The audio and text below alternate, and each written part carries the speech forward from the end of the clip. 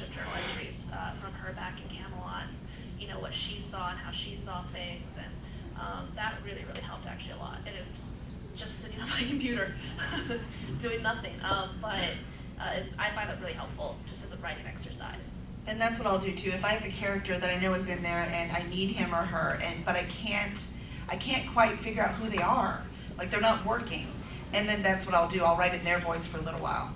So I will just, but it's nothing that gets printed, it's nothing, so I don't know a full story, how that would work or not. It depends. It's really that simple. It depends.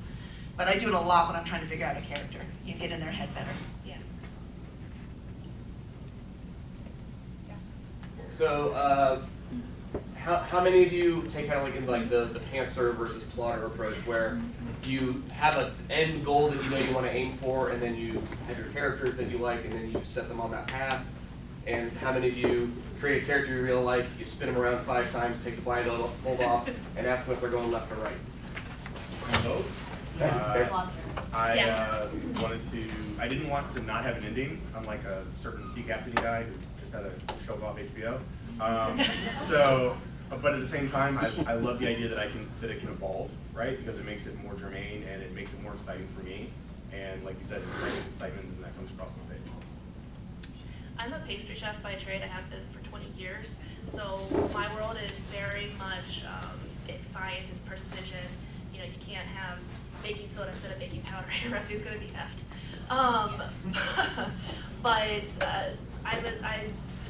I know my roles. I know what I want to do. I have timelines of events. And then I've had times where I'm writing and a character just goes completely a different direction. And they're like, nope, forget all that stuff you had planned, it's trash. You know, you're doing this instead. So I think it happens. For me, I think I'm more of a plotter. You know, I have to steal Brandon Sanderson's answer because it's the first time I ever heard it. That I was like, oh, that's what I am. That's what I do. Because I plan all of my plots. I plan the world. I do all of that world. I do all of that. I plan the plots. I see what's going to happen. I see the arc. I know where the beats are. I have everything planned. And I know who my characters are, kind of. And then you start to write, so I discovery write my characters. So as they go in, I think I know who they are. And at the beginning, they're pretty good. But I'll tell you, I haven't had a single outline, and I have detailed outlines. Not a single one has lasted through writing the book. Not one. By the time I get to the ending, it's completely different. Or at least, you might hit the same point, but not in the way I at all imagined, because I didn't truly know who my characters were yet. So that's, Brandon Sanders says he plans his plots, but he discovery writes his characters. I was like, oh, that's me! Yeah, that's really actually kind of perfect. Yeah, that's what I said. I'm like, that's it. I plot pretty extensively. I have an end goal and a start, and where along, I do a graph, and where along the line certain scenes are going to happen. I put the scenes on note cards and pin them along, and then I move them as I need to, because sometimes, you know, at the very beginning, are they going to meet, the werewolf in this scene, or are they going to meet him in the next scene, so I can, it's all movable. And then as I'm writing, it gets a little more static of where things are going and heading. But I always like to have that end point, to know where I'm heading and where I'm going. Now, does everything does something that I have planned at the very beginning, like, oh, this is going to be the climax, has it always made it? No. But I at least know that the road they're going down, but not in 100%.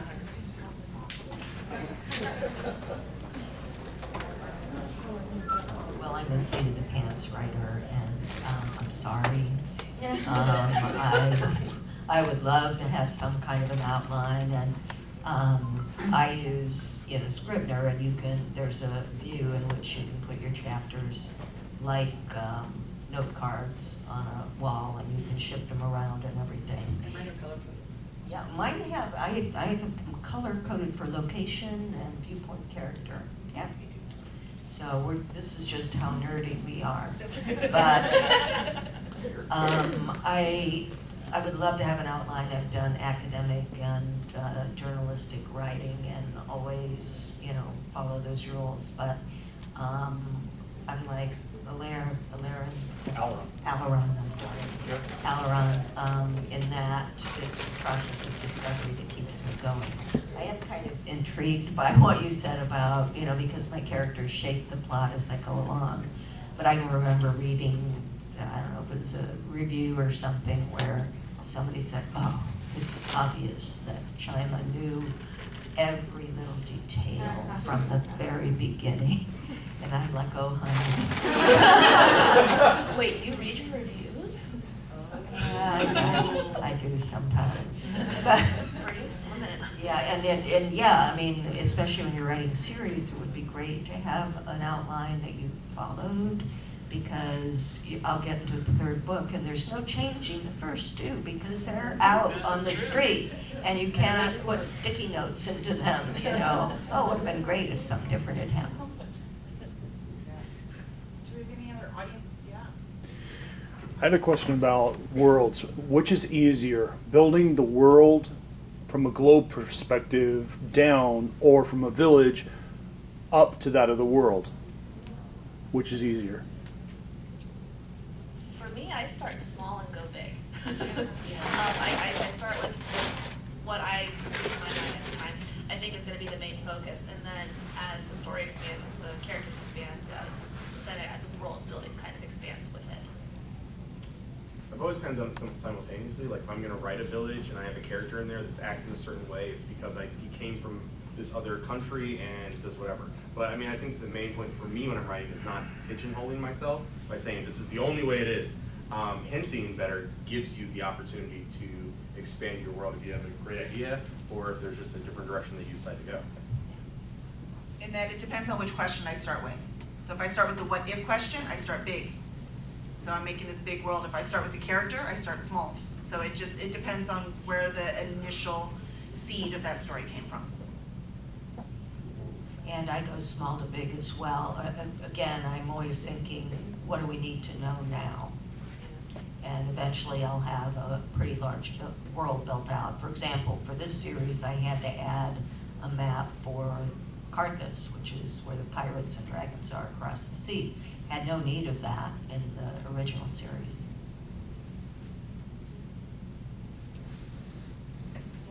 So what's your editorial process to, you want to find out later that your world that you just spent a year writing a book on is just like a bestseller from 1978 or 1989? Or do you have any sort of process to kind of weed that out?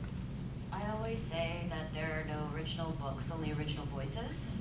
Yeah. So if your book is just like something from 1978, you probably didn't read it, and you're probably just, bad luck.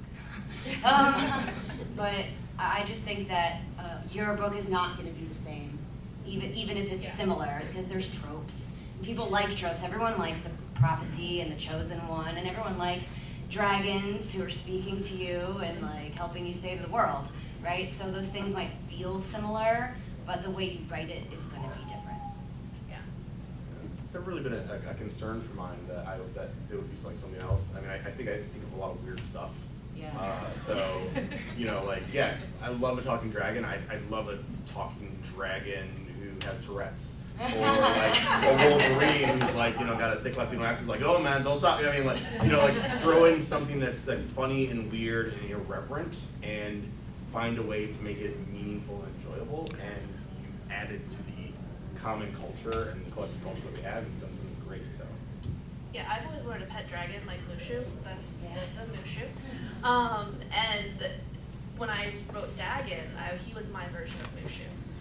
So he's like a little sidekick dragon, but it was influenced by Mushu, but he's not Mushu. So again, it's how you portray it, how you put your spin on it. When I teach writing workshops to students, I'll often ask the question, how many of you feel like there are no good ideas left? And of course, everything you think of is too much like this other thing. And of course, a lot of people will raise their hands. And what I tell them is that no one has the material that you have, even if it's your brother or sister or, somebody you're close to. You have experiences that nobody else has had.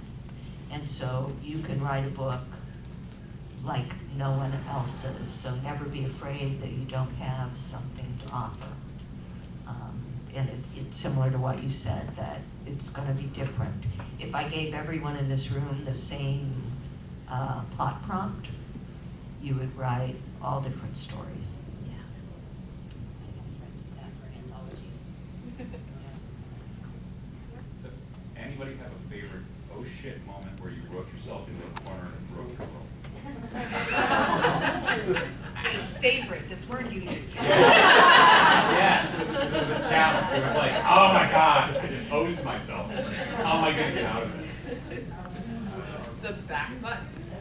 Delete, delete, delete, delete, delete. I've never broken my world. There was a book where the guy had to see underground, and so he learned this like potion recipe where he had to grind up like the eyeball, like he made it as gross as possible, and he's starving it down. And he's super nauseous. And then one of my fans was like, "Hey, I love the book, but didn't you like find a helmet of seeing underground for him?" I'm like, God. So in like book 4, like I have him relate the story to like the people in like the village that he's in, and they point out the same thing. They're just laughing at him. He's drinking all day, and later on he punches one of them and says, "You're better than me." And I just had to like sort of own up to it. So hopefully that made me a better writer, so it doesn't happen. But also making your character a dummy like me can help. So, yeah. Yeah, most of those moments take place in the privacy of our own homes. Yes, never to see the light of day. Put it in the cat box. We probably have time for one more question, if anybody's got a burning one. Did you still have your question? You had your hand. No, mine was about world building and whether you ever feel like your histories could be their own entire book or series, but it kind of got asked like in 3 variations, so I put that my So the answer is yes. Yeah. Yes. It's called just someone again. Oh, no. Very good point. Well, thank you all so Broke my much. mind. It's been a great panel. So big round of applause.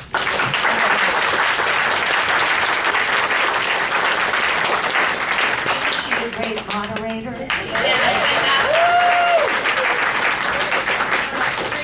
Raise your hand if you don't have a raffle ticket, and Margie's going to give you one so that you'll win these delightful books. The one on top seems like something I wish that I had seen in the box. And Much do of me. I would love to read this, but instead, one of you will get it. I have free previews of my book if anyone wants to take one home and check it out. Thank you all for being here.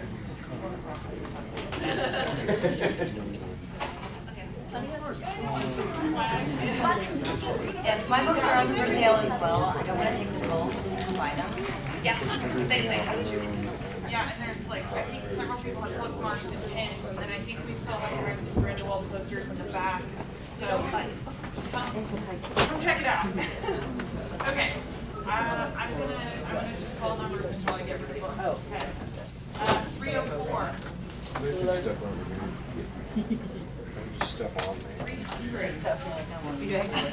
How would that differentiate from any other fun day?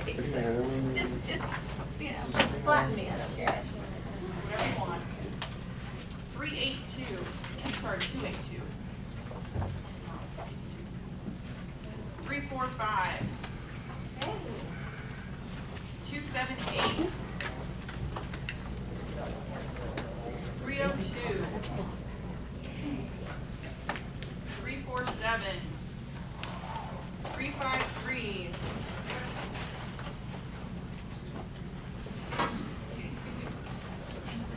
316. 297. 344.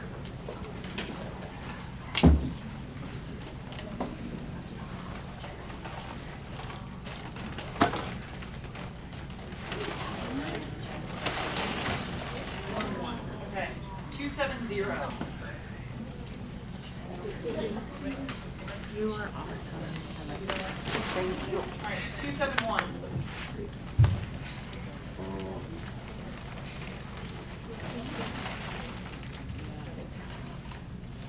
281.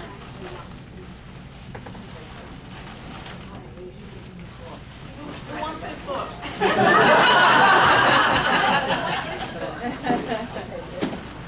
She'll take it.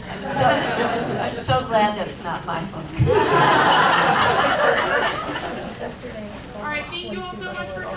Thank you.